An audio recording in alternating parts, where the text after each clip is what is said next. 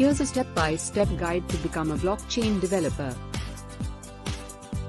Study the basics. Start with understanding the basics of blockchain technology, distributed systems, cryptography, and consensus algorithms.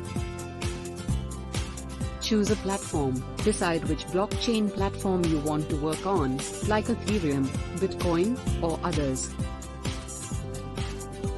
Learn a programming language. Choose a programming language like Solidity for Ethereum, C++ for Bitcoin, or JavaScript for Node.js-based blockchain platforms, and become proficient in it.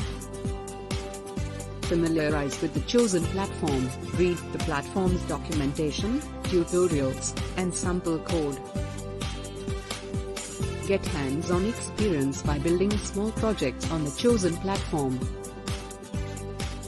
Get involved in the community, join forums, discussion groups, and events to connect with other blockchain developers and learn from their experiences.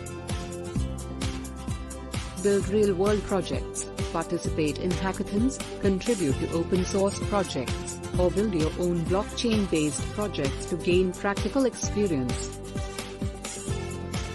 Stay updated, keep up to date with the latest advancements and trends in the blockchain space.